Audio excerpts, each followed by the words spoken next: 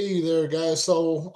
Sat down, talked to Coach Jared Koskela of Thompson Falls, the born and bred Blue Hawk. Um, he's entering his 12th or 13th season up there. He graduated 10 out of 11 players last year, but that's not keeping them down. They have 36 players, which he thinks might be the most they've had in his time there.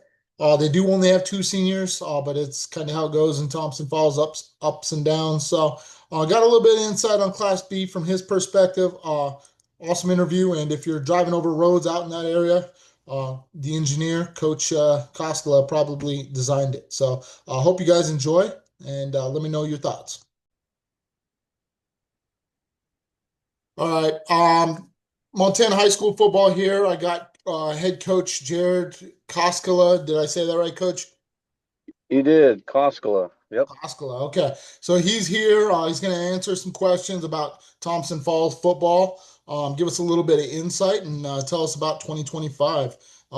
Welcome, Coach. How's your day going so far? Going great. Got the mornings kind of open, and glad the job that I have allows me to coach and do stuff like this. So appreciated. Awesome, awesome. Okay.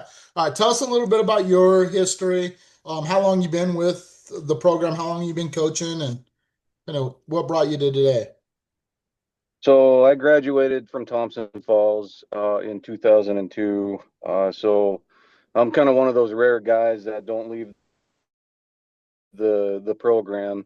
You go out and get a secondary education, and then you come back and help coach the school that kind of made you. So, kind of honored with that. Went to go and play for the legendary Bob Green at Montana Tech. I was a linebacker there until 2006, and then bounced around to a few jobs, and then just came back to Thompson Falls and was an assistant for 2 years under my head coach that I played under, Kurt Kegel, and then I took over the reins in 2013. So that makes me what 12th season Okay. now that I'm the head coach here.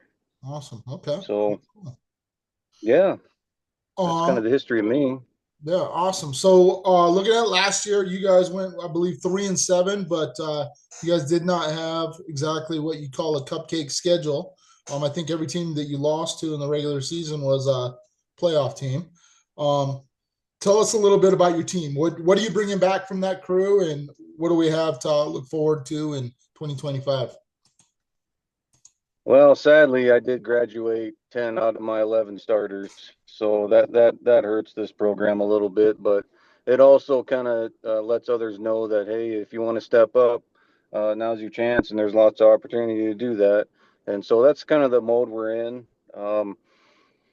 And so from last year's guys, like one or two kind of started consistently for us. So you look at a bunch of seniors that have been working together. We kind of got to get that again with this next group. But this year I have maybe two seniors. So I have an up and down kind of system here at Thompson that you get a pile of seniors or a pile from each class, and then you get the next class that's two or three. So that's kind of what we're dealing with, and we're kind of on that. Juniors are loaded, sophomores not so much, and then I got a huge freshman class. So I do have 36 out, which honestly, since I've been coaching here, that's the most I've ever had. Yeah, that's a good So number. Yeah. even though losing 10 seniors that start, you replace them with these freshmen. So there might be a little bit of struggle, but I think they're going to work well together. Honestly, a lot of homegrown kids, kids that have been here since kindergarten, and I think those are kind of the better teams. They just play well, recess and all that stuff during grade school, and I think I have that. I just got to get them to work together. So that's my job. Awesome, awesome. With that, those 36 players and whatnot, what'd you guys do in the off season to kind of prepare for, get ready for this year, if anything? So we went to tech camp. We usually go to Montana Tech camp usually every year, and so that's our the only team camp we go to. And then every Monday we have them come in and do kind of a 7-on-7 deal, voluntary. And it's been attended very well, I want to say. And then we just kind of let them have their summer. Lifting, of course, Monday, Wednesday, Friday. Got a new weight room there at Thompson Falls, so pretty excited about that. A bunch of kids have been coming in, so um, yeah, I haven't done a whole lot, just other than that team camp and 7-on-7. Let them have their summer so that they're ready to want to hit somebody, come fall. Cool, cool. Who do you have playing QB for you this year? He's a kid from Michigan. We had him as a freshman, Brylan Van Elswick. So he left us as a sophomore, and then he came back this year. So I didn't have it. Oh, sorry. Oh, you're good. I didn't have him last year. So that's kind of a pleasant surprise to have him. I did have my son there at quarterback, but he's not a quarterback. But I like to run the ball. So Gotcha, gotcha. um, usually as you can see, probably from my stats last year, we don't have very much passing going on. So Right. that's fine. They're just a modified running back, and they're usually your better athletes. But yeah, I'm glad to have him come back to us. I was kind of wondering about that. Yeah, that's awesome. Okay. Tell us a little bit about your staff. Who are some of the guys that kind of make it all work? So I lost two from last year. One had to take over the junior high program that needed some leadership there, and so that was good. I was happy to give him away to support the programs coming up through the system, and then I lost another one to flag football. So he's going to start the third grade through fifth grade flag football system. And so that'll help immensely. And Absolutely. they were both happy to kind of break away and do that. So what I did add was all my volunteers that I had last year. They decided to sign on and be paid coaches now. So Jay South Deal. Meadow IC D4 Fire. Jay Deal is a guy I went to school with and played Montana Tech football as a linebacker with me. He joined me this year. He'll be the defensive coordinator. I got Ray Buchanan, who's kind of my tech guy, special teams. Has been with me since the state title run there in 8-man in 2021. And I got a new guy, Forrest Wagner, coming from Beaverhead County. His wife got a job here for teaching, so I picked him up, and he's been a very nice addition. Our rah guy. Not sure if anybody around state knows about him, but no, glad to pick him up. Awesome. Awesome. Okay. All right. So tell us a little bit about Thompson Falls. Like, is there any traditions or any things that make it kind of special or unique from other programs? Yeah, so your followers, however this goes out to, I do want to say what Thompson Falls is. It's so when we were down in 8-man, that was 19, 20, and 21. Of course, we had success, and then we won the state title in 2021. But I do want to say that Thompson Falls is unique because we have three program homes. And what I mean about three program homes, it's basically kids would come in to a group home and basically get sober from whatever they have going on.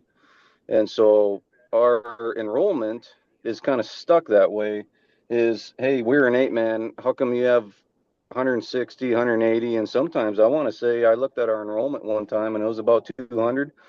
Well, our cap on out of state, out of district students is 25%. So you take 200 kids that we have in enrollment and take 25% of that, you're down 150 or so. And so we're getting close to 8-man ranks. But those are just in school, like in place. Now that COVID hit, now we're looking at homeschool and all that are counted to our enrollment. So when I get these kids, I might get sometimes I get none, but one program that we have doesn't allow sports. They don't do sports. One's a co-ed, and they allow sports, but I usually don't get much from that program. And then there's one bigger group for boys that I do get, but uh, the thing is with them is they come in over the summer, and so Montana has that transfer rule. That transfer rule says you can't participate in varsity sports. Well, there were some years where when you go scouts against JV or scouts against the varsity, that type of thing, um, my scouts were 10 times better than my varsity because there was a stud sitting over there, at quarterback or something, and just completely taking apart my varsity. It's like, but I can't use them. Right. So Right. all these kids are not eligible. And so that's why we were 8 man. It's I want to say it's probably my fault for winning the state title in 21. Otherwise, we'd probably still be there. But our enrollment, with just homegrown kids is about 140. I mean, and yeah, the West is tough. I mean, Class B is super tough right now. We're competing as best we can, but when you got those schools about 300 so kids, I mean, it's twice as big as you. So um, yeah, our enrollment looks big, but again, if you take into those factors that those group homes don't give us any athletes, if we do get one that needs to be playing for varsity, they got to go through a hardship, which they don't get eligible until shoot halfway through the season. It seems like sometimes, and then a lot of them it's just it's not worth the fight. So Right. anyway, that's Thompson Falls in a nutshell, and it's like we do belong in Class B, but again, we're so close to the bottom. Um, Makes it it's tough. tough. Yeah. I mean, it is tough, but we're competing. We can't really co-op with any schools around here. It'd be nice to have a Sanders County High School, type deal, but that's way in the future type thing that we can be looking at. But no, I think that's what Thompson Falls is. It's we're growing, but it's the homeschool type. Yeah. Yeah. Okay. Awesome. Awesome. Awesome insight. Thanks for sharing that, Coach. Yeah, Um, so you guys host Cut Bank this week, correct? we do. Okay.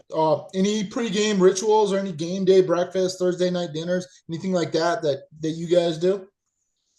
We do host a Thursday night evening practice under the lights that we do. That's pretty cool. If we don't have a volleyball game, I make sure we go under the lights. And so that's pretty neat to start out with. And then parents come down and they do bring a couple snacks. It's not a full out Awesome. dinner type thing, but there's no touchdown club or anything like that. But um, no, that's kind of neat for the kids to go out there on Thursday night on the lights, the time that we're going to be playing, 24 hours from then. It's a cool experience that we have going on here, and the kids love it. We had a camp out just last Friday before our scrimmage on Saturday, and the kids love that as well. I mean, it's so hard to put them to bed, type thing. So you get that team chemistry and cohesion going on. There's certain things they look forward to. Awesome. Awesome. Okay. So last question I got for you. Tell us one cool fact about you, non-football related, something, maybe one of your hobbies, one of your passions, something like that crowd would like to know. Uh, I'm an engineer, so when I go to Montana Tech, I'm actually using my engineering degree. So, um, any kind of roads you see outside Thompson Falls or even Trout Creek, it's fun to design, and I probably designed them. I think I've been around long enough that I think I go on every forest road, and he's like, yeah, I designed that. So, any kind of bridge or culvert crossing type thing, it's like, well, I was involved in.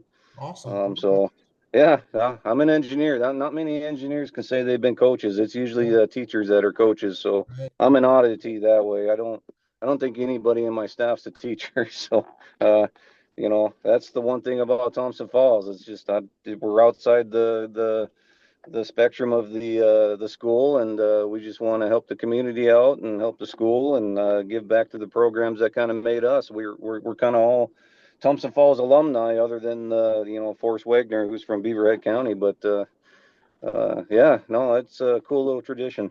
Okay. Awesome. Well, I'll be thinking about you when I head out that way and head over some of those roads and bridges. So, um, Hell yeah, that's right. I appreciate your time this morning. I look forward to talking to you at some point in the future, and you have a good day. All right, thank you. You too.